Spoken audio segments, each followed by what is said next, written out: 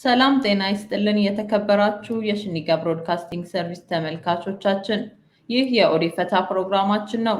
በዚህ የኦዴፈታ ፕሮግራማችን ፖለቲካዊ፣ ኢኮኖሚያዊና ማህበራዊ እንዲሁም የተለያዩ ጉዳዮችን ያነሳን የምንወያይበት ይሆናል። እኔም ለዛሬ ኦዴፈታ ፕሮግራሜ አንድ እንግዳ ይዤ ተገኝቻለሁ። የዛሬ እንግዳዬ አቶ መገርሳ ቦሼ ነው።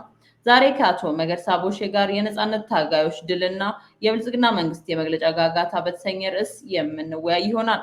ዝግጅቱን በማቅረብ ወደ እናንተ የማደርሰው እኔ ራህመት ሲራጅ ነኝ። እስከ ፕሮግራማችን ፍጻሜ ድረስ አብራችሁን ትቆዩ ዘንድ ግብዣችን ነው።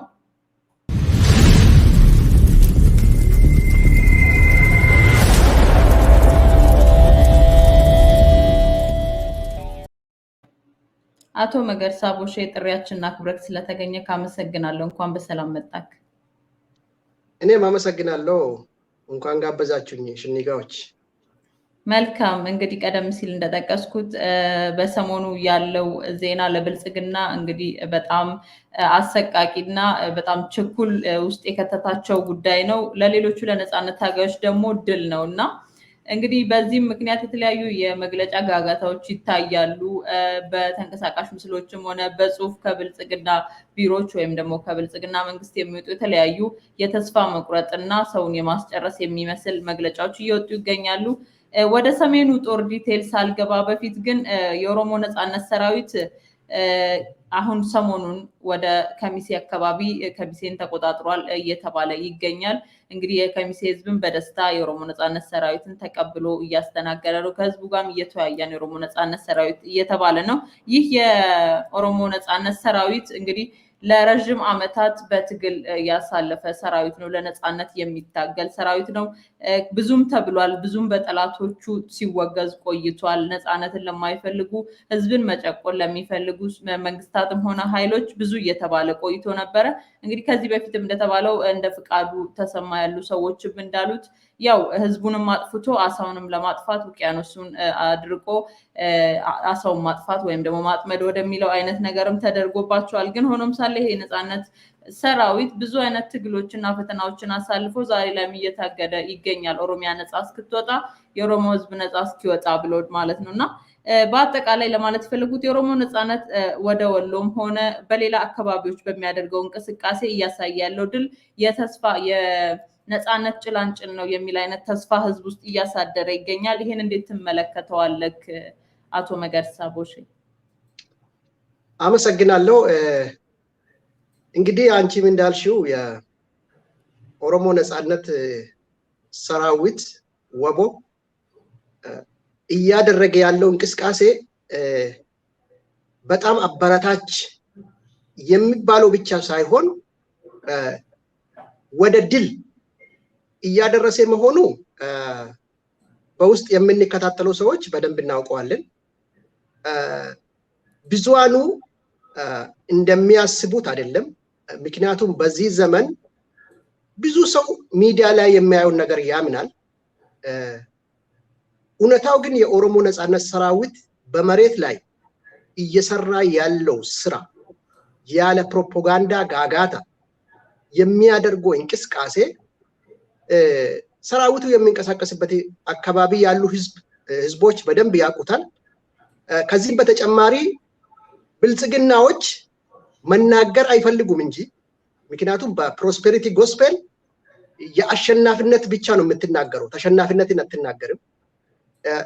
ብልጽግና ደግሞ በዚህ የተካነ በመሆኑ አይናገርም እንጂ ብልጽግናዎች ከኛ በላይ የኦሮሞ ነፃነት ሰራዊት እንቅስቃሴን ያውቁታል።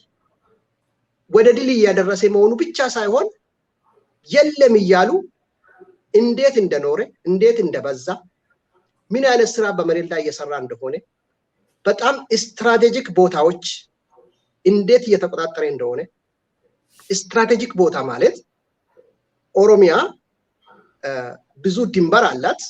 እነዚህ ድንበሮች ላይ አደገኛ ደንጀር የሆኑ አካባቢዎች የት ናቸው ብሎ እነዚህን አካባቢዎች በመቆጣጠር በደንብ ኦሮሚያ ምን እንደሆነች የሚያውቅ ሰራዊት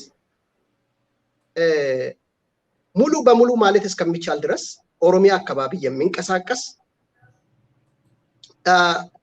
ከዚህ በፊት በትንንሽ ነገሮች ሲጠሩ የነበሩ ዛሬ ግን እስከ አሜሪካ ኮንግሬሶች ይሄ ሰራዊት መኖሩን ያመኑ ብቻም ሳይሆን እሱ ከቲዲኤፍ ጋር ያደረገው አግሪመንት አብሮ ይሄ አህዳዊ መንግስትን ለመገልበጥ የሚሰሩት ስራ ትክክል አይደለም እሱ አብሮ መሄድ አይችሉም የሚል ነገር ያነሱበት ሁኔታ ይሄ የተሸወዱት አይነት ከኮንግሬስ ሰዎች ማለት ነው እውነተኞቹ ያውቁታል ስለዚህ የኦሮሞ ነፃነት ሰራዊት እንቅስቃሴ እኛ ከሚዲያ ላይ ከምናየው በላይ ከምናውቀው በላይ ከፍተኛ የሆነ ድል እየመዘገበ እንደሆነ ግልጽ ነው የሚገርምሽ ነገር የሰሜኑ ጦርነት ላይ ስለ ቲዲኤፍ ነው ብዙ ጊዜ የሚወራው ሰሜኑ ጦርነት ውስጥ ግን ብልጽግናዎች ራሳቸው ያመኑት የኦሮሞ ነፃነት ሰራዊት አብሮ እየተዋጋ መሆኑን ባጫ ደበሌን ጨምሮ አብይ አህመድ ጨምሮ ከዛሬ 6 ወር 5 ወር በፊት ተናግረዋል አብሮ እየተዋጋ እንደሆነ የሆነ በስም የሚነሳ ግን የቲዲኤፍ ነው ምክንያቱም ጦርነቱ የአይዲዮሎጂ በመሆኑ የፖለቲካል አይዲዮሎጂ ጦርነት ስለሆነ የፌደራሊስት ኃይሎችና ይሄ የቶታሊቴሪያን ኃይሎች መካከል የሚካሄድ ጦርነት በመሆኑ የኦሮሞ ነፃነት ሰራዊት እኛ ከምናውቀው በላይ በብዙ ቦታ ኢንተርቪን እያደረገ ከፍተኛ ድል እያስመዘገበ መሆኑ ግልጽ ነው በጣም ደስ ከሚሉኝ ነገሮች በጣም የተረዳ ትውልድ ይህንን ሰራዊት ተቀላቅሏል በጣም የተረዳ ነገሮችን የተረዳ የተማረ የኦሮሞን ሁኔታ በደንብ የሚረዳ ሰራዊት ተቀላቅሏል አሁን አንዳንዶች የሚሉት ለምን ከተማ አካባቢ ጦርነት አይደረግም እንደዚህ ነው የሚሉት የኦሮሞ ነፃነት ሰራዊት የህዝብ ልጅ ስለሆነ ከተማ አካባቢ እየመጣ ይሄ የአጥፊ ቡድን ይሄ የብልጽግና ቡድን የሚባለው አጥፊ ቡድን ነው ምንም አይነት ሀገር ምንነት የሚረዱ አይደሉም በእውቀት የተገነቡም አይደሉም ስለዚህ ኦሮሞ ነፃነት ሰራዊት እነሱ ጋር ከተማ ላይ መጥቶ ተኩሶ እነሱ ብዙ ሰውን እንዲገሉ ክራይሲስ ለመፍጠር ብዙ ጊዜ አስቦ አልተሳካላቸው ስለዚህ ሴፍ በሆነ መንገድ ብዙ ችግር በማያስከትልበት ክራይሲስ በማያስከትልበት መንገድ እየተዋጋ ያለ ሰራዊት ነው ኦሮሞ ነፃነት ሰራዊት ይሄ ማለት ነው ህዝቡ ከቤቱ ከአካባቢው ሳይፈናቀል ብልጽግናዎች ባሰቡት መንገድ ሳይሆን እነሱ ባላሰቡት መንገድ ከፍተኛ ድል እያስመዘገበ መሆኑ ግልጽ ነው ግን የሚዲያ ጋጋታ እንደሌሎቹ የፕሮፓጋንዳ ምናምን ላይ እንደሌሎቹ አይደለም ምክንያቱም ይህ ሰራዊት የወጣው ከኦሮሞ ህዝብ ስለሆነ ኦሮሞ ህዝብ ደግሞ የራሱ የሆነ ዲሲፕሊን አለው ነገሮችን ሲናገር ነገሮችን የሚገልጽበት እውነት የሆኑ ነገሮች ብቻ በመግለጽ የሚታወቅ ህዝብ በመሆኑ ሰራዊቱ ደግሞ ከዚህ ህዝብ ስለወጣ እውነቱን ብቻና አስፈላጊ የሆነች ቦታ ላይ ብቻ ይናገራል እንጂ እንደሌሎቹ ውሸትን በሚዲያ በመናገር የሰው ማይንድ ውስጥ ውሸትን በመፍጠር አሸናፊ ለመሆን የሚጥር ሰራዊት አይደለም ስለዚህ በወሎም ይሁን በሌላም ቦታ እየተደረገ ያለው በትክክል ወደ ነፃነት የሚያደርስ መሆኑ ምንም ጥርጣሬ የለኝም በበኩሌ ይሄ ነው ማለት የሚችለው መልካም እንግዲህ ቀደም ሲል አንተም እንደጠቀስከው የኦሮሞ ነፃነት ሰራዊት ከቲዲኤፍ ከትግራይ ነፃ አውጪ ቡድን ጋር ወይም ደግሞ ድርጅት ጋር በመሆን ይሄንን መንግስት ወይም ደግሞ ህዝብን እየጨቆነ ኦሮሞንም ሆነ ሌላውን ህዝብ እየጨቆነ ያለን የብልጽግና መንግስት ለመጣል ነው የተባበሩት ለየት ያለ ዝምድና ኖሯቸው ሳይሆን መልካም ሆኖ ግን ይሄንን ነፃነቱን የሚፈልግ ሰዎችም ይሄን ነገር ተረድተውታልና ከዛም ባሻገር ደግሞ የኦሮሞ ነፃነት ሰራዊት በምዕራቡ በኩልም የሚገኙት ከቤኒሻንጉል ጉሙዝ ነፃ አውጪ ኃይሎች ጋር ተቀላቅለው ይሄንን መንግስት ለመፈንቀል ወይም ለመጣል እየሰሩ ይገኛሉ በትብብር ማለት ነውና የኦሮሞ ነፃነት ሰራዊት እንዲሁም ቲዲኤፍ እንዲሁም ደግሞ የቤኒሻንጉል ጉሙዝ ነፃ አውጪ ኃይል ተባብረው አንድ ላይ መዋጋታቸው ይሄንን መንግስት ወይም ደግሞ ይሄን ስርዓት ለመጣል ምን ያህል ረድቷቸዋል ምን ያህልስ ውጤታማ እያረጋቸው ነው ምን ያህልስ ውጤታማ ያረጋቸዋል ወደፊትስ ያ እውነት ነው እንግዲህ ኢትዮጵያ ወደንም ጠላንም የህዝቦች ሀገር ናት። የህዝብ ሀገር ሳይሆን የህዝቦች ሀገር ናት ኢትዮጵያ። ምን ማለት ነው? ፕሉራሊዝም መከበር ያለበት ሀገር ነው። አሁን አብይ አህመድን የምንቃወመው ፕሉራሊዝምን ስለማይቀበል ነው። ይሄ ምን ማለት ነው? ቤኒሻንጉል የራሱ የቻለ ህዝብ ነው። ኦሮሞ ህዝብ ነው ራሱን ችሎ። ትግራይ እንደዚህ ነው። አማራ እንደዚህ ነው። እነዚህ ነገሮች ህዝቦች መሆናቸው የተለያዩ ህዝቦች አንድ ላይ መጥቶ የገነቡት ሀገር መሆኑን ስለሚክዱ ነው ብልጽግናዎችን የምንቃወመው፣ ሌሎቹንም የምንቃወመው። አሁን ግን የኦሮሞ ነፃነት ሰራዊት የመረጠው መንገድ በጣም ትክክለኛ መንገድ ነው። ምን ማለት ነው? አገሪቱ የህዝቦች ሀገር በመሆኗ ሁሉም ህዝቦች የራሳቸውን ጉዳይ በራሳቸው የመወሰን መብት አላቸው። ይህ የዲሞክራሲ ፕሪንሲፕል ብቻ ሳይሆን ዓለም አቀፍ ህግ ቤዚክ ሂውማን ራይት የሆነ ኢሹ ነው። በዓለም አቀፍ ህግም የሚከበር የሚደገፍ ነው። ስለዚህ ይህ መንግስት ደግሞ ሲንግል ኢትዮጵያን ለመፍጠር ማንነቶች እንዳይጠራ በማድረግ ውስጥ ለውስጥ ዝም ብሎ አየር ላይ የምንናገረው ሳይሆን ውስጥ ለውስጥ እነሱ በሰሩት ስራ ማንም ሰው ኢትዮጵያ እንዲባል ብቻ እንጂ የህዝቦችን እውነታ ማንነት የሚክድ ስርዓት እየዘረጉ በመሆኑ ይህንን ኮሎናይዚንግ ስትራክቸር ህዝቦች ላይ የሚጭን ቡድን ለማስወገድ አንድ ላይ በትብብር መስራት ትክክለኛ አካሄድ ነው። ወደ አሸናፊነትም የሚያመጣ አካሄድ ነው።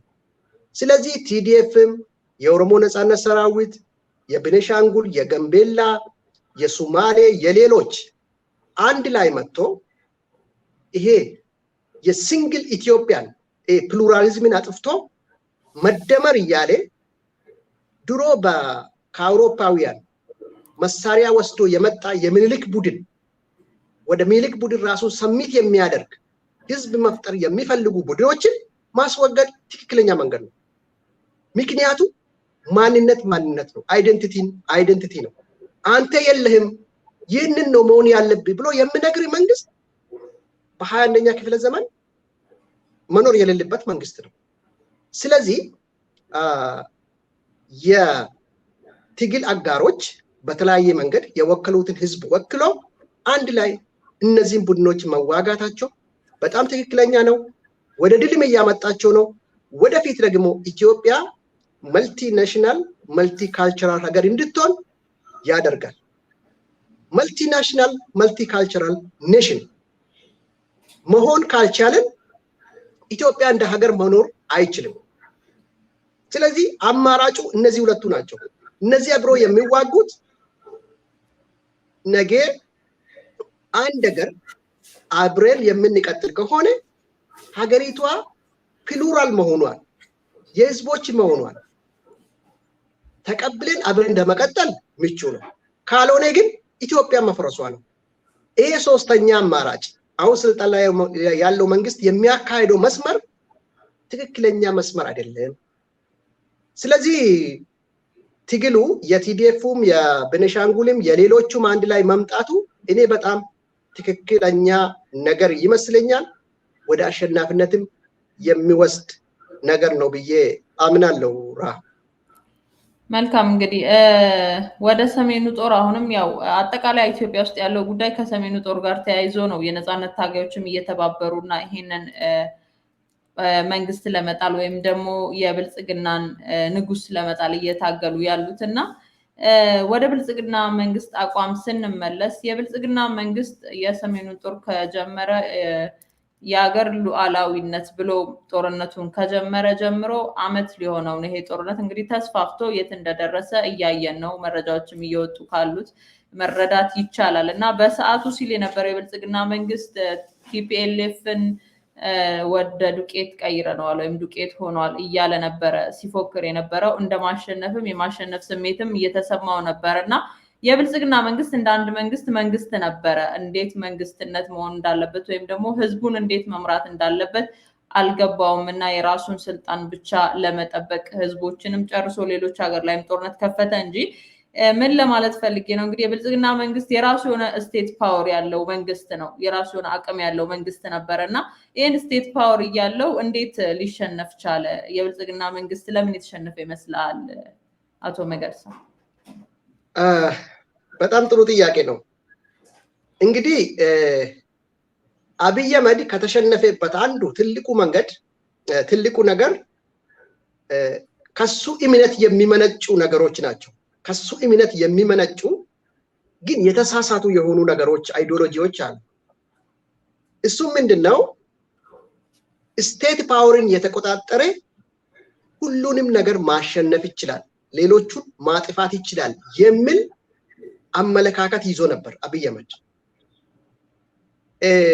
እነዚህ 18ኛ ክፍለ ዘመን 19ኛ ክፍለ ዘመን የተጻፉ መጽሐፎች አሉ በዚህ ጉዳይ ዙሪያ ስቴት ፓወርን ከተቆጣጠርክ ሌሎቹን መቆጣጠር ቀላል ነው ይቻላል የሚሉ መጽሐፎች አሉ በዚህ አይዲዮሎጂ መንግስት መገንባት ነበር ያሳቡ ስለዚህ ፖሊስ አለው ወታደር አለው መንግስት ስለሆነ ማዘዝ ይችላል ኢኮኖሚ አለው የፈለኩትን ማድረግ ይችላል የሚል አመለካከት ዲቨሎፕ አድርጓል አብይ አህመድ ማለት ነው እንደ ግለሰብ እና እኔ ሀገሪቱን እንደሚመራ ሰው ከዚህ የተነሳ ኦሮሞ ህዝብ የሚወዳቸውን ሰዎች እስር ቤት ማስገባት ብቻ ሳይሆን እስከ መግደል ይጠርጋለሁ ጠርጌ ያጠፋቸዋለሁ ምናምን አደርጋቸዋለሁ ኦሮሚያን ለኔ ተውት እንዳውም ለኦሮሞዎቹ ክላሽ አያስፈልገኝም በቢላ ይጨርሳቸዋለሁ እኔን የሚቃወሙትን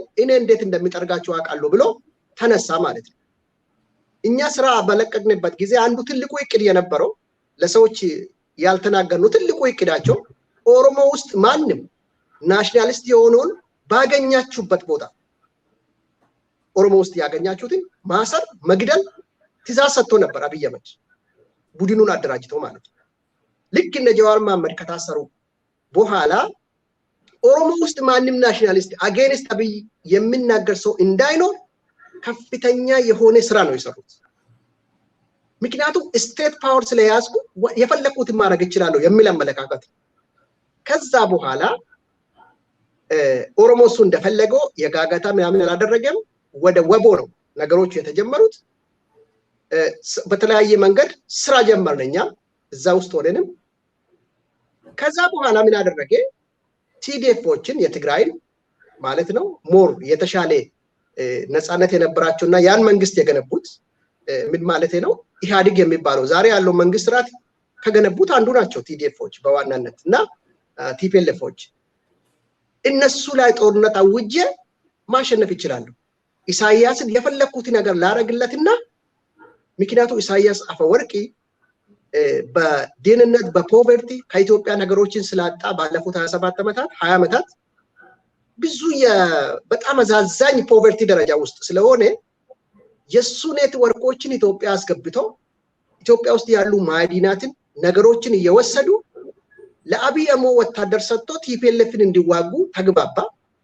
ከዛ በኋላ ጦርነቱን ጀመሩት ማለት ነው ጦርነቱን ጀምሮ ቲፒኤልኤፍ በዛ እንደምታውቂው ከተማው እንዳይመታ ብሎ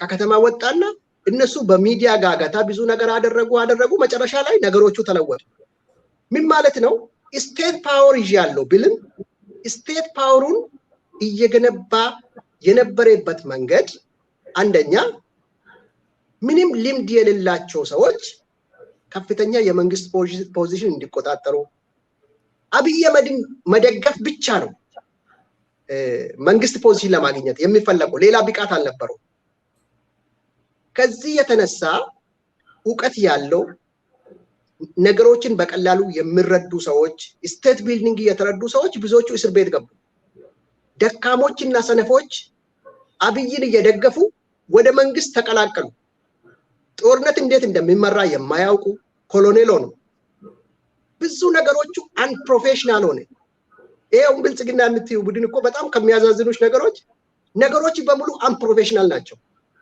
ፕሮፌሽናሊዝምን የገደለ ቡድን ነው ስራ የሚሰራን ሰው የማይፈልግ ነገር ግን ጸጥ ብሎ የሚኖር በቃ ስለ ሀገር የማይናገር ሰው ሳብጀክት ሆኖ የሚኖር በቃ ምንም ስራ ባይሰራ እሱን ይደግፋሉ የሚናገረው ሰው ማጥፋት ነው የሚፈልጉት ስለዚህ ይሄ ምንድነው የሞኝ አምባገነን አይነት ነው አምባገነን ብቻ ሳይሆን ሞኝ የሆነ አምባገነን አይነት ስራ ስለፈጠረ የአብይ አህመድ እሱ መስሎታል ነገር ግን ምን ሆነ እንዳለ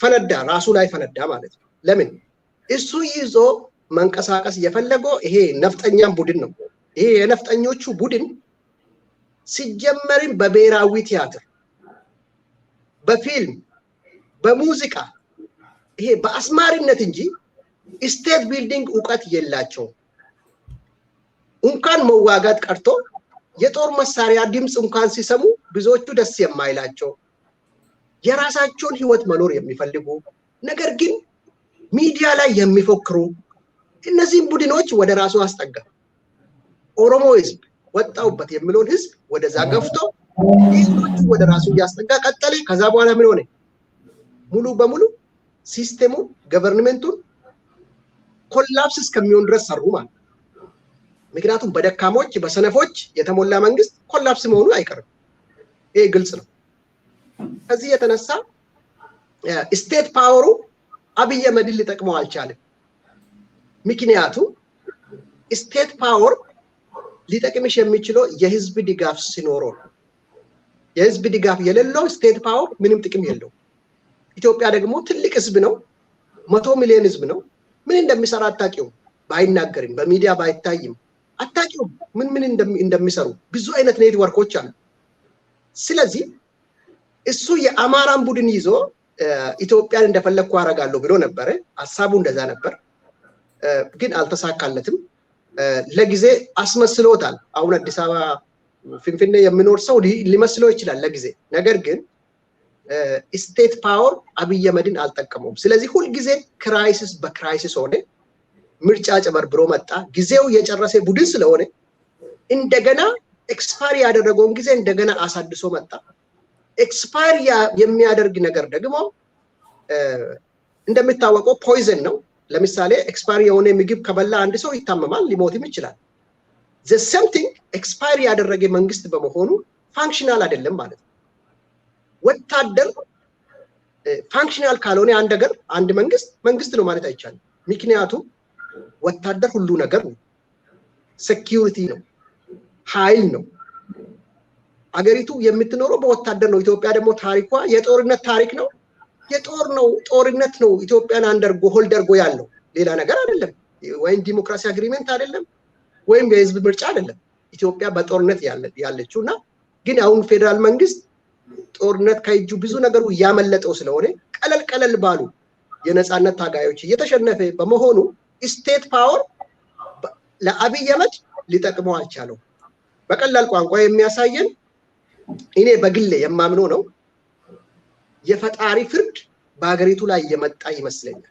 ምክንያቱም የተዘጉባቸው ህዝቦች ስላሉ እነዚህ የተዘጋባቸው ህዝቦች ኦሮሞ ህዝብን ጨምሮ ፈጣሪ የሚከፍትላቸው ጊዜ እየመጣ ይመስለኛል ይሄ ነው ማለት የሚችለው ራ እንግዲህ ይሄንኑ የሰሜኑን ጦር በተመለከተ በተለያዩ ጊዜ እንደ አሜሪካ ያሉ ሀገራት በኢትዮጵያ ላይ ያው የሚካሄደው ጦርነት የብዙ ህዝቦችን ህይወት ስላጠፋ እንዲሁም ረሃብ ስላመጣ የተለያዩ ችግሮችን ስለፈጠረ በተለያዩ ጊዜዎች አሜሪካ እንዲሁም ደግሞ ሌሎች የዓለም ሀገራት ኢትዮጵያ ላይ ማዕቀብ ሲጥሉ ቆይተዋል እንግዲህ ያ ማዕቀብም አሻፈረኝ ብሎ አብይ አህመድ በዛ ማዕቀብ ምክንያትም ጦርነቱን የሰሜኑ ጦርነትም እንዲቆም ብዙ ጊዜ ጥረት ስታደርግ የነበረች አሜሪካም እሱንም ሳይሰማ ይሄን ጦርነት ቀጥሎ እስከ ዛሬ አድርሷል ዛሬ ላይም እየተካሄደ ያለውን ሽንፈት አልቀበል ብሎ ሌላ ክተት ያወጀ ነው የሚገኘውና ዋናው ጉዳይ ግን ሌሎች ሀገራቶችም ሆኑ ምዕራባውያን የሚያደርጉትን ጫና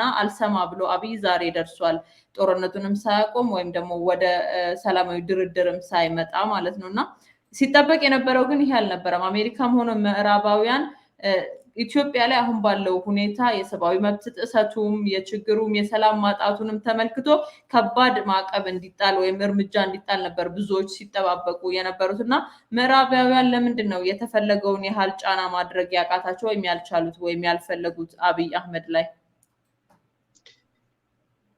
ጥሩ ጥያቄ ነው። እንግዲህ በዓለማችን ላይ የዓለማችን ፓወር የምንለው እስካሁን በአሁኑ ሰዓት ያለው በምዕራብ ዓለም ነው። የምዕራቡ ዓለም የዓለም ኢኮኖሚ ሲስተም የውትድርናን ሌሎቹን ሳይንስን ብዙ ነገር የተቆጣጠረ እንዲሁም በዲፕሎማሲና በፖለቲካም እንዲሁ ነው። እንግዲህ የምዕራቡ ዓለም የተለያዩ ሀገራት ውስጥ ጣልቃ ይገባል። በሂውማን ራይት በተለያዩ ነገሮች ችግር ሲከሰት ጣልቃ የገባ ብዙ ነገሮችን ያስተካክላል ተብሎ ነው የሚጠበቀው። ማስተካከል ነው ወይስ አይደለም የሚለው ሌላ ሆኖ ብዙ ጊዜ እዚህ ላይ ኦርዲናሪ ፐርሰን በአማርኛ ምንድን ነው የሚል አላውቅም። ኦርዲናሪ ፐርሰን ልክ ነዋሪ የሆነ ህዝብ ስለ ፖለቲካ ጥልቅ እውቀት የሌለው ነገሮችን ምን እንደሚሰሩ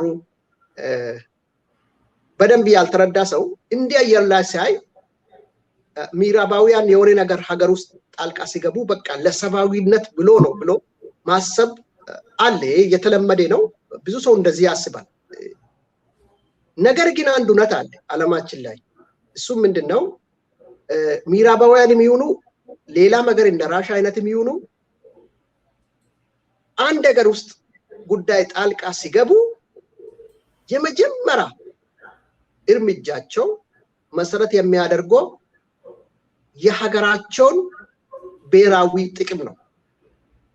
ናሽናል ኢንተረስት የምንለው ነው። ማንም መንግስት መጥቶ ሌላ መንግስት ላይ ጣልቃ ሲገባ ናሽናል ኢንተረስትን ነው የሚመለከተው።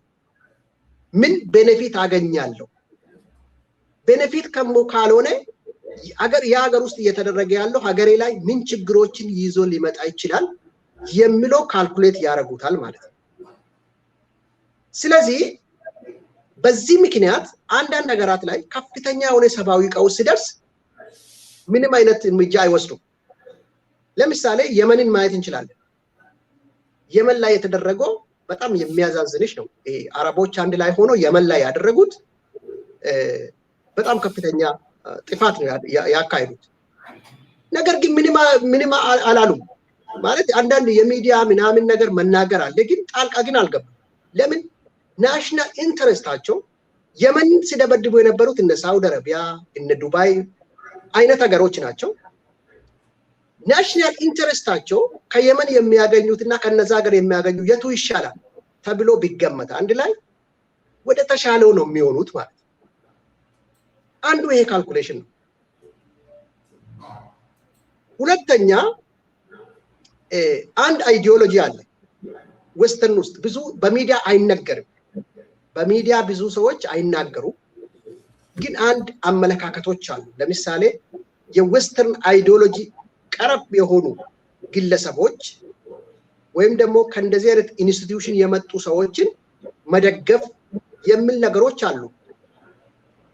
ለምሳሌ ወደ አብይ አህመድ እንግዲህ ስንመጣ ለምንድን ነው ጫናው ብዙ ያልበዛ የሚለው ነገር ላይ የተለያየ ምክንያቶችን ልሰጥሽ እችላለሁ። አንደኛ ኢትዮጵያ ላይ ለምሳሌ እርምጃ ቢወስዱ የሚያገኙት ብሔራዊ ጥቅማቸው ምንድን ነው? የሚያጡትስ ምንድን ነው? ይሄን ነው ካልኩሌት የሚያደርጉት። አሁን ኢትዮጵያ ውስጥ ከሚያዛዝኑ ነገሮች ብዙ ሰዎች ይጠይቁኛል። ለኛ አስባ መጣ አሜሪካ አብይን ከስልጣን ታስወግዳለች ብሎ የሚያምን ህዝብ አለ፣ የሚያምኑ ግለሰቦች ብዙ አሉ። ያዛዝኑኛል። ይሄ አለማወቅ ነው። አያደርጉትም እንደዚህ። የመጀመሪያ ነገራቸው ናሽናል ኢንተረስታቸው ነው። አብይ ከስልጣን ቢወርድና አብይ በስልጣን ቢቀጥል አሜሪካ ምን ጥቅም ታገኛለች? ምን ጥቅም ታጣለች? ይሄ ነው መጀመሪያ መታየት ያለበት። ሁለተኛ አብይን ሊተካ የሚችለው ማን ነው? ያ የሚመጣ ሰውዬ ደግሞ ወይም ደግሞ ግለሰብ ወይም ቡድን ፓርቲ ምን አይነት ነው? ለምዕራባውያን የተሻለ ነው ወይስ አይደለም? ስለዚህ አንዳንዶች ነገሮች ሚዲያ ላይ የማልናገራቸው ነገሮች ውስጡ አሉ ብዙ ነገር ካልኩሌሽን አለ አብይ ሌላ በተጨማሪ ሌላ ነገር አለ እሱ ምንድነው የኦሮሞ ህዝብ ትልቅ ህዝብ እንደሆነ አሁን በደንብ ያውቁታል ምዕራባውያን ኢትዮጵያ ውስጥ አብይ ደግሞ ከኦሮሞ ስለወጣ ሰፊ የህዝብ ድጋፍ አለው ብሎ ያምናሉ የሚገርምሽ አንድ የአሜሪካ መንግስት ውስጥ የሚሰራ ሰው ስነግረኝ ነበርና አብይ ድጋፍ እንዳለው ነው የሚረዱት እንደዚህ ነው የመግለጫ ተሰጥተናል ምክንያቱም ከሰፊው ህዝብ ስለወጣ ከኦሮሞ ህዝብ ኦሮሞ ደግሞ በዛ ሀገር በጣም ትልቅ ህዝብ ነው እነሱ ኦሮሞ እስከ 60% 65% ብሎ ነው የሚያስቡት ያቆጣል ስለዚህ ሰፊ የህዝብ ድጋፍ ይኖረዋል ብሎ ነው ያሰቡት ማለት ነው የወጣበት ምክንያቱም ኢትዮጵያ ኢትኒካሊ ዲቫይድድ ስለሆነ አብይ ደግሞ ከዛ ኢትኒክ ስለወጣ ያ ኢትኒክ ይደግፈዋል የሚል የተሳሳተ ካልኩሌሽን አላቸው አብይን ከማይደግፉት አንደኛ ቁጥሩ ግን ኦሮሞ ነው ይሄን ነገር መስማት አልፈለጉም አልተገለጸላቸውም በግልጽ የተናገራቸውም የለም በሚዲያ በመናምን ነገሮች እንጂ ጥናት አድርጎ ያቀረበ የለም ሌላኛው ትልቁ ነገር አብይ የሚሸውዳቸው መንገድ አለ እሱ ምንድነው ከፔንተኮስታል መምጣቱ ፔንተኮስታል ነኝ ብሎ ራሱ መግለጽ ነው ፔንተኮስታል ኢቫንጀሊካል ክርስቲያን እነዚህ አይዲዮሎጂዎች ፕሮቴስታንቲዝም እውነቱን እናውራ ስለ ሃይማኖት ለማውራት ሳይሆን እውነቱን እናውራ ከተባለ አካዳሚክ የዌስተርን ፖለቲካል አይዲዮሎጂ የገነቡ አይዲዮሎጂዎች ናቸው የዌስተርን ፖለቲክስ መሰረት ያደረጉት ሞር ከነዚህ ከፕሮቴስታንቲዝም ፕሪንሲፕሎች አክቹአሊ ፕሮቴስታንቲዝም ከባይብል ነው የወሰደው የሰባዊ መብት ዲሞክራሲ የሊበርቲ የግለሰብ ነፃነት የምንለው እነዚህ ነገሮች ማለት ነው ስለዚህ አብይ ደግሞ ባክግራውንዱ ፔንተኮስታል እንደሆነ ለዓለም ገልጾ ከዚህ አልፎ አንዳንድ ኮንግሬስ አባላት ጋር ጸሎት ስለሚያደርግ አየሽ በዛ መንገድ ላይ ብዙ አይነት ውስጥ ለውስጥ እሱ የመደገፍ ነገሮች ሁሉ እንዳሉ እናውቃለን ነገሮቹ ስህተት ቢሆኑ ሌላ ቀጣይ የሚመጣ ሰው ምን አይነት ሰው ነው የሚለውን መወሰን ስለማይችሉ አጌንስት ኢንተረስታቸው እንዳይሆን ቼክ እስከሚያደርጉ ድረስ አብይን መንካት ብዙ አይፈልጉም ማለት ነው ሌላ የመጨረሻው ዓለም በተለያየ ክራይሲስ ውስጥ ነው ያለችው እነዚህ ክራይሲስ ማኔጅ ማድረግ ራሱ ከባድ ነው ስለዚህ ብዙ ክራይሲሶች ስላሉ ለምሳሌ አሜሪካኖች ብዙ ክራይሲስ ነው ማኔጅ የሚያደርጉት የቻይና እና የታይዋን ኢሹ አለ ሌላ የሚድል ኢስት ብዙ ነገሮች አሉ የተለያዩ ሀገራት እንቅስቃሴዎች ስላሉ እነዚህን ማኔጅ ከማድረግ በተጨማሪ የኢትዮጵያ ኢሹ መጥቶ ከተጨመረበት እሱም ሌላ እንደገና ከፍተኛ ወጪ ስለሆነ ብዙ ትኩረት ላይ እኛ እንደምናስበው አይነት አይደለም ማለት ነው ሌላ ደግሞ ውስጥ ለውስጥ ዲፕሎማሲ የሚሰሩ ቡድኖች በሌላ ስም ዲፕሎማሲውን የሚሰሩ አሉ ኢትዮጵያ ውስጥ እየተደረገ ያለው እንቅስቃሴ አንደኛ የአረቦች ሙቭመንት አለ እንደዚህ አይነት ምናምን ሃይማኖት እንደዚህ ነው ብዙ አይነት ነገሮች የሚደረጉ አሉ ይሄ ለሚዲያ የማይመጥኑ መናገር አስፈላጊ ያልሆኑ ብዙ ነገሮች ውስጥ ለውስጥ የአብይ አህመድ ካድሬዎች ይሄ እነሱ ውጪ ያላቀ የነፍጠኛ ቡድኖች ብዙ አመት ውጭ ሀገር የቆዩት የሚሰሩት ነገሮች አሉ እናቋለን እንግሊዝም አሜሪካ ብዙ ነገር የሚሰሩት አሉ ስለዚህ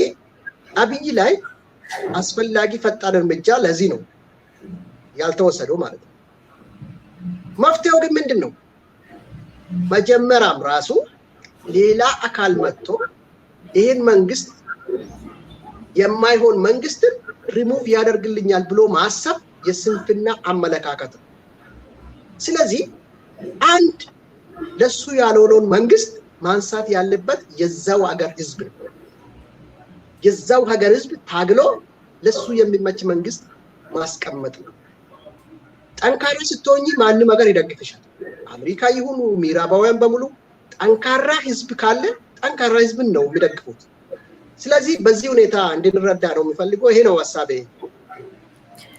እንግዲህ ሌላኛው በዚሁ በሰሜኑ ጦር አስመልክቶ ቲዲኤፍ እንግዲህ አሁን በአሸናፊነት እየመራ ነው ያለው ወይም በበላይነት ጦርነቱን መንግስት በተለያየ መግለጫዎች የማይሆን አይነት ነገር ወይም ደግሞ ለማስመሰል ቢሞክርም ጦርነቱን በበላይነት እየመራ የሚገኘው ቲዲኤፍ ነውና መሸነፉን አብይ ደግሞ መቀበል አልፈለገም። የአብይ አህመድ መንግስት እንግዲህ ጦርነቱ እዚህ ደረጃ ደርሷል። አሁን እየተባለ እንደሆነ ኮምቦልቻን ተቆጣጥረዋል፣ እንዲሁም አልፈውም ባቴ ገብተዋል የሚባል አይነት ነገር አለ። ይሄ የትብብር እዚህ ጋር ሲደርስ ያው የትብብሩ ውጤትም ቢሆን ቲዲኤፍ ነው አሁን መንግስት እያለ ያለውና የምዋጋውም ከቲዲኤፍ ጋር ነው የሚለው። ሆኖም ሳለ ግን ይሄ በዚህ ሰዓት አብይ አህመድ ማድረግ የነበረበት ወይ ሀገሪቷን ለቆ መውጣት ወይ ደግሞ እጁን መስጠት ነበር ከሱ የሚጠበቀው። ኦልሬዲ ጦርነቱ እየተጠናቀቀ ወይም ደግሞ በበላይነት እየተመራ ስለሆነ አብይ አህመድ ማለት ነውና አብይ አህመድ ለምንድን ነው መሸነፉን መቀበል የከበደው? እንዲሁም ደግሞ የብልጽግናን የመግለጫ ጋጋታስ ምንድን ነው የሚያመላክተው? እንግዲህ አምባገነኖች እኮ መሸነፋቸውን እስከ መጨረሻ ሰከንድ አይቀበሉትም። ይሄ አብይ ላይ ብቻ ሳይሆን በመንግስቱ ኃይለማርያም ታይቷል። አንድ ጥይት እስከሚቀር እንዋጋለን ብለዋል። መጨረሻ ላይ ቢወጣም እና ሙሐመድ ጋዳፊ ላይ አይተነዋል እስከሚገደል ድረስ። ሌሎቹም መንግስታት አሉ። ምክንያቱም አምባገነንነት መጀመሪያም የሚመነጨው ኦቨር ኮንፊደንት መሆን ነው። ኦቨር ኮንፊደንስ ይሆናል አምባገነን ሲሆን። አካባቢውን እሱን የሚያመልኩ ሰዎች ይደረድርና እሱ የሚመስለው እሱ ጋር የሚውሉ ሰዎች የሚያደርጉት ነገር ህዝቡም እያደረገ ይመስለዋል፣ ተቀባይነት ያለው ይመስለዋል። ከዚህ የተነሳ ቤቱ እስከሚንኳኳ ድረስ ራሱ ጋር እስከሚመጣ ድረስ አያምንም ማለት ነው። እና አብይ አህመድ አይቀበልም። አሁንም አይቀበልም ብቻ ሳይሆን አንዳንዶች አሁን በሚዲያ በሶሻል ሚዲያ የማየው ጦርነቱ አልቋል እንደዚህ ሆኗል ምናምን የሚጽፉ ሰዎች አሉ። ይሄ የተሳሳተ አመለካከት ነው። ባይዘው አላለቀም። ልንገራችሁ፣ ኢትዮጵያ ውስጥ ጦርነቱ ይቀጥላል ገና። አሁን ብዙ ሰው ወሎ ላይ ስለተሸነፉ ማለት ምናምን እኔ ልንገራችሁ፣ ወሎ አልፎ ደብረ ብርሃንም ቢደርሱ ቲዲኤፎች ፍንፍኔም ቢመጡ ጦርነት ይቀጥላል ኢትዮጵያ ውስጥ። እንዳውም የሚቀጥለው ጦርነት እኔ የሚፈራው ይሄ የክላሽ ብቻ ኢንክሉድ የሚያደርግ ሳይሆን ሌሎቹም ሰው ሊገሉ የሚችሉ መሳሪያዎች ሁሉ ይዞ ሰው እርስ በርሱ ራሱ ሌላ ብዙ ነገሮችን ይዞ እንዳይመጣ እኔ እፈራለሁ። ምክንያቱም የመንግስት ሚዲያ እያደረገ ያለው አጥፍቶ መጥፋት አይነት ሰበካ ነው እየሰበኩ ያሉት። ሁሉም ህዝብ ተነስ ያለውን ነገር ይዘ ስራ ቆሟል። አሁን አማራ ክልል ስራ ቆሟል ነው እንደዚህ አይነት ነገር አይቼዋለሁ። ሙሉ በሙሉ ሰው ወደ ጦርነት ሰዎችን ማነሳሳት፣ ይሄ ነገር በዛ ባልተማረው ህዝብ ውስጥ ምን አይነት ነገሮችን ይዞ እንደሚመጣ ሳስቦ የኢትዮጵያ ጦርነት አልቋል የሚሉ ሰዎች ተሳስተዋል። አላለቀም። ገና ከፍተኛ ጦርነት አሁንም አለ። ምክንያቱም ጦርነት ማለት ማጥፋት ነው፣ መጠፋፋት ነው። መጠፋፋት እኮ ከባድ ነገር እኮ አይደለም። ባይዘው መገንባት ነው ከባድ እንጂ መጠፋፋት ከባድ አይደለም እንደ ኢትዮጵያ አይነት ሀገር ውስጥ። ከዚህ የተነሳ አብይ አህመድ ወሎን እንኳን ቢያጣ፣ ወሎ እንግዲህ አማራ ክልል ነው፣ ወደ አማራ ክልል ተጠግቶ ነው እንደዚህ የሆነው። ከዛ በኋላ ደብረ ብርሃን ላይ ይጠብቁታል። ደብረ ብርሃንን ቢያጣ ኦሮሚያን ከቦ መጠበቅ ይመጣል። ኦሮሞ ህዝብ ጋር ደግሞ ስትመጪው ቲዲኤፍ ላይ የሚለው ቲፒኤልኤፍ ላይ አሁንም በውስጡ ብዙ ነገሮች ያልዳነው አለ፣ እኔን ጨምሮ የነሱን ባህሪ ስለሚያውቅ አሁን እውነታውን መናገር ጥሩ ስለሆነ ከዚህ የተነሳ የኦሮሚያ ድንበሮች ጋር ሲደርስ ነገሩ እየከበረ ነው የሚሄደው፣ እንደ ቀላል የሚታይ አይደለም። ስለዚህ አብይ አህመድ እስከዛ ስልጣን ይለቃል ወይ? እንደዛ ነገር ማሰብ ትክክል አይደለም። ምክንያቱም አየር ኃይል አለ። አሁን ኢትዮጵያ ወታደር አልቋል፣ ወታደርም የለም ተበትኗል ምናምን ሶሻል ሚዲያዎች የሚናገሩት እሱ እውነት እንናገር ከተባለ እንደዚህ አይነት ውሸቶች ይሄ ጠንካራንን በቃ አሸንፈናል ምናምን አድርጎ የፕሮፓጋንዳ የሚሰሩ ናቸው። የኢትዮጵያ ወታደር አለ ህዳሴ ግድብን የሚጠብቅ እኮ ስንት ወታደር አለ? ትልልቅ መሳሪያ አለ። የኢትዮጵያ ድንበር እኮ ስንት አለ እየጠበቀ ያለው ትልቅ መሳሪያዎች ጋር ልምድ ያላቸው ወታደሮች እኮ አሉ እዛ። አልቋል ብሎ እነ ጌታቸው ረዳ የሚናገሩትን እኔ አላምንም። ምክንያቱም አላምንም ብቻም ሳይሆን እነሱ ባሰቡት በወያኔው ጊዜ የተገነቡት ምናምኖች ብዙዎቹ አልቆ ሊሆን ይችላል። አንድ ሁለተኛ ደግሞ አዳዲስ ጄኔሬሽኖች ብዙ አልቋል። አዲስ የገቡበት ጄኔሬሽን ብዙ አልቋል። ወታደር ሙሉ በሙሉ አልቋል የሚለው ግን ቋንቋ ስህተት ነው። ስለዚህ የአየር ኃይሉ አለ፣ አሁንም ስቴት ፓወሩ በእጃቸው አለ። ከዚህ የተነሳ ጦርነቱ አላለቀም። በዚህ ላይ መዘናጋት አያስፈልግም። ብዙ ሰው ይዘናጋል በዚህ ላይ። በተለይ ኦሮሞ ህዝብ እንዳትዘናጉ። በዚህ ጦርነቱ አላለቀም። ከአብይ አህመድ ጋር ብቻ አይደለም ባይዘው የአብይ አህመድ ቡድን አብይ አህመድ የተሳሳተ መንገድ መሄዱን ነው የተቃወመው። አብይ አህመድ ቡድን የበለጠ በጣም አስቸጋሪ ቡድን ግን በቀላሉ የምታሸንፊው ቡድን ይሄ የነፍጠኛ ቡድን አለ። የነፍጠኛ ቡድን ብዙ የኦሮሚያ ድንበር አለ። ስለዚህ አሁን ጦርነቱ ሆሪዞንታልም ብዙ ነገር ብዙ አካላት ጋር የመሆን ነገር እድሉ ብዙ ነው። በተለይ ኦሮሞ ህዝብ እዚህ ላይ መጠንቀቅ ያለበት ጦርነቱ ከብዙ አካላት ጋር ሊሆን የሚችልበት እድል ሰፊ ነው። ስልጣን ላይ ያለው ቡድን ብቻ አይደለም፣ ስልጣን ያጣ ቡድንም የተሸነፈ ቡድንም አሁን ደግሞ አሸንፌያለሁ ብሎ የሚመጣ ቡድንም በጥንቃቄ ማየት ነው ሁሉ ነገር። ምክንያቱም ኢትዮጵያ ውስጥ የሚደረገው ጦርነት ወደንም ጠላም የኢትዮጵያ ፖለቲካ መሰረት የሚያደርገው የኦሮሞ ህዝብ ነው። የኦሮሞ የመሬት ሽኩቻ ነው። ባይ ዘ ወይ ሀገር ማለት መሬት ነው። ሀገር ማለት መሬት ነው። እኛ ሰፊ መሬት ይዘን ስላደገን መሬት ምንም አይመስልም። ስለዚህ የኢትዮጵያ ፖለቲካ ሁሉ ነገሩ የሚዞረው በኦሮሞ መሬት ዙሪያ ነው። ከዚህ የተነሳ ቲዲኤፍም ይበል ይሄ ነፍጠኛውን ቡድን ይበል የአማራ ሚሊሻ የምትሉ ምናምን ይበል ሙሉ በሙሉ በጥንቃቄ መከታተል ነው። አብይ አህመድ ሁሉ ስልጣን ይልቀቅ ወይም ጦርነቱ አልቋል ምናምኑ ሰዎቹን የሚያዘናጋ ነው። ስለዚህ መጠንቀቅ መጠናከር በተለይ ለኦሮሞ ህዝብ አሁን እና ምን ልልሽ ፈልጌ ነው አብይ አህመድ መሸነፉን ይቀበላል ወይ? አይቀበልም። እስከ መጨረሻ ይቀበልም አይችልም። ፍንፍኔ መጥቶ እስከሚዋጉ አይቀበልም። ምክንያቱም ኦቨር ኮንፊደንስ ብዬሻለሁ ቅድም። እንዲሁም ደግሞ ስቴት ፓወሩ ከእጁ አላለቀም እስካሁን። አሁንም ተስፋ ያደርጋል ቲዲኤፎቹ ሲቀርቡ ኦሮሞ መልሶ ይደግፈናል የሚል። ከዚህ የተነሳ አሁን አይተሽ ከሆነ በዘዴ ነው እየመጡ ያሉት። አሁን ሸኔ እያሉ አይደለም። አሁን ፖለቲሽያኖቹ ሸኔ እያሉ ምን እያሉ አይደለም። ይሄ ተራ እነሱ ስርስር ያለው ነው እንጂ የሚለው ላይ ያሉ ፖለቲሽያን ሸኔ ምናምን የምትለው ቀንሷል። ኦሮሞ ህዝብ ላይ ጥሪ ማድረግ ጀምረዋል። ገብቶሻል? በዚህ ብዙ አይነት ዘዴዎች አሉ እዛ አካባቢ የሚካሄዱት እና በጥንቃቄ ማየቱ ጥሩ ነው። እንደዚህ ስንል አሁንም በጣም የምንፈልገው ኦሮሞ ህዝብ አንድ መሆኑ ስለሆነ እኛ ኦሮሞ ህዝብ ስንል ማንንም ጨምሮ ስልጣን ላይም ያለው ቡድንን ጨምሮ አንድ እንዲሆን ነው ሐሳባችን። ስለዚህ ጦርነቱ ኦሮሞ ህዝብ ላይ እንዳይጠናቀቅ ኦሮሚያ ላይ እንዳይጠናቀቅ ለማድረግ አስፈላጊ ዝግጅት በሁሉም አቅጣጫ ማድረጉ ጥሩ ነው ብዬ አስባለሁ። አብይ ግን አድሚት አረግም እስከ መጨረሻ ነው ማለት የሚችል። መልካም እንግዲህ በማጠቃለያ ላነሳ የነበርኩትን ሐሳብም አጠቃልሃል። ያው የኦሮሞ ህዝብ ምን አይነት ዝግጅት ማድረግ አለበት የሚለው ከዛ ላይ ተጨማሪ ሐሳብ ካለ የተወሰነ ትለንላ። እንግዲህ የኢትዮጵያ መፍትሄ ወይም የኢትዮጵያ የሰላሙ መፍትሄ ማጋ ነው ያለው? ማን እጅ ነው ያለው? የዚች ሀገር መድኃኒት ማጋ ነው? መፍትሄውስ ምንድነው? በመጨረሻ እቺ ሀገር እንግዲህ መድኃኒት ያስፈልጋታል፣ መዳን አለባት እና ይህ መድኃኒት ማን እጅ ነው ያለው?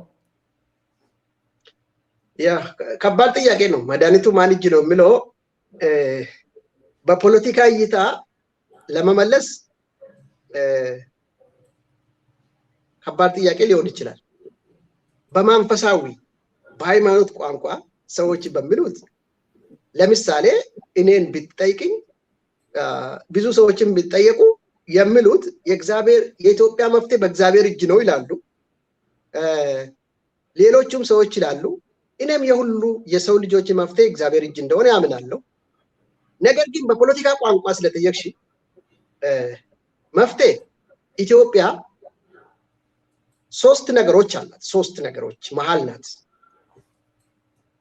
አንደኛ ኢትዮጵያ በጦርነት ቀጥላ ያሸነፈው ቡድን የፈለገውን መንግስት መመስረት ነው ያንደኛ አማራጭ አሁን ያለው በጦርነት ይቀጥላል ብዙ ሰው ያልቃል ብዙ ትውልድ ይረግፋል ብዙ ንብረት ይወድማል አሸናፊ የሆነ ቡድን እንደገና ከዜሮ ጀምሮ እሱን የሚመስል መንግስት ይመሰርታል አንዱ በዚህ አማራጭ ነው ስር ነው ያለችው ሁለተኛ አማራጭ የው ስልጣን ላይ ያለው ቡድን እጅ ሰጥ ስለ ስልጣን መልቀቅ ብቻም ሳይሆን የታሰሩ ሰዎችን ፈቶ ሌሎቹ ጋር ሰላማዊ ድርድርን አደርጋለሁ ብሎ በእውነተኛ መንገድ ጦርነቱን አስቆሞ በትክክለኛ መንገድ ድርድር ይካሄድ ብሎ አብይ አህመድ ከስልጣን ዞር ብሎ ኢትዮጵያ ናሽናል ዲያሎግ ተደርጎ ትክክለኛ ህዝብን የሚወክል መንግስት እንዲመሰረት ሁኔታ ተመቻችቶ ለህዝብ ምርጫ ሰጥቶ ዲሞክራሲያዊ ፌደራል መንግስት ማቋቋም ሁለተኛ አማራጭ ፖስት ዎር ቢሆንም ከጦርነት በኋላ የመጣ ቢሆንም ይህ ነገር ይቻላል እስካሁን ሶስተኛ አማራጭ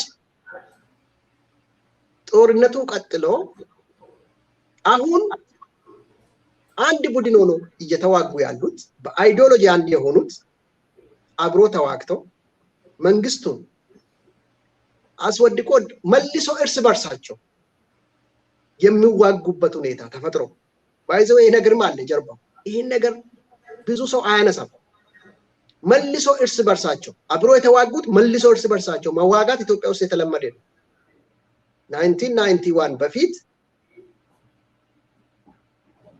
ወያኔዎቹ ኦኔጎችም አብሮን ደርግ እየተዋጉት በተለይ በምዕራብ በምስራቅ በኩል ከፍተኛ ድርሻ የተወጣው ኦኔግ ነበር ይሄን ቤተሰቦቻችን ያውቁታል ነገር ግን መጨረሻ ላይ ወያኔዎች ከሻቢያ ጋር ሆኖ ኦኔግን ተዋጉ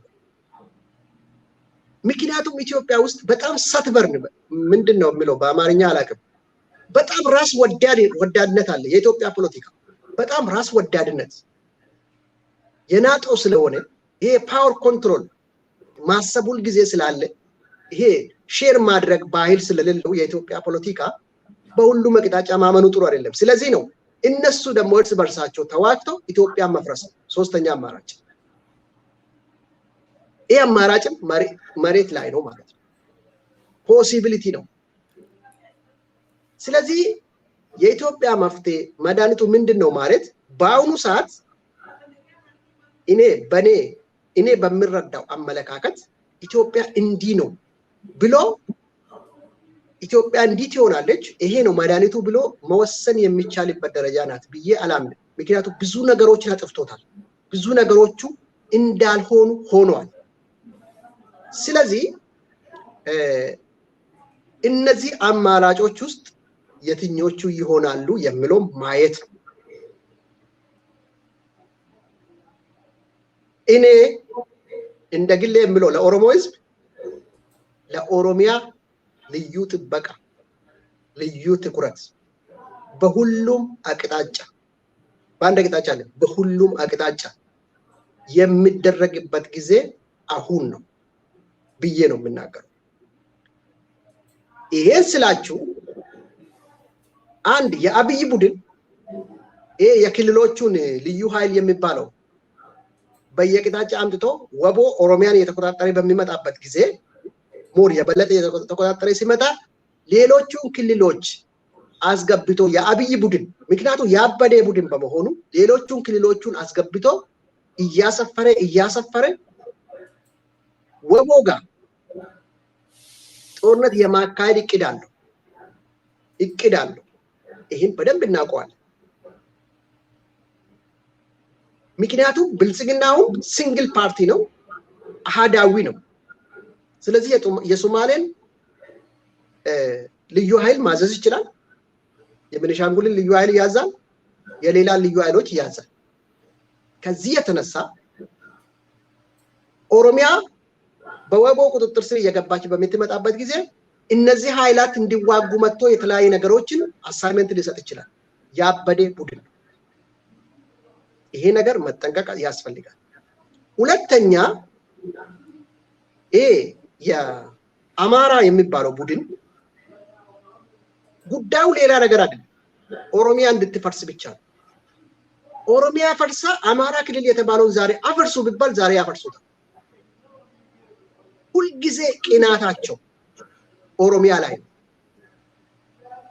ቢሮክራሲና ምናምን ደግሞ ሚዲያ ይዞ ያሉት እነዚህ ቡድኖች ናቸው ስለዚህ ኦሮሚያ ብዙ ጠላት አላት ሶስተኛ ጠላት ይሄ ንብረት ገንዘብ ሚነራል ማዕድን የሚፈልግ ቡድን ነው ይሄ የኤርትራን ቡድን ጨምሮ የቲፒኤልኤፍ ቡድን ይጨምራል ኦሮሚያ ላይ ያለው ንብረት ማዕድን ተፈጥሮ ሀብቱን መውሰድና መሸጥና በሱ ሀብታማው እነዚህ ቡድኖችም አሉ ስለዚህ የኢትዮጵያ ፖለቲካ የኢትዮጵያ ጦርነት እየሄደ ወዴት ነው የሚመጣው ትልቁ ነገር ኮንሰርኑ ኦሮሚያ ነው በዚህ ጉዳይ ላይ ኦሮሞስ ለሰከንድ እንኳን መዘንጋት የለበትም በዚህ ላይ ኦሮሞ አንድ መሆን አለበት ብልጽግና ውስጥ ያለው ኦሮሞ ኦላ ውስጥ ያለው ኦሮሞ የትም ያለው ኦሮሞ አንድ ከሆነ እነዚህ ኃይላት በቀላሉ ከኦሮሚያ መከላከል ይችላል አብይ አህመድን አይዲዮሎጂ ተቀብሎ ግን መከፋፈል ከመጣ ችግር ነው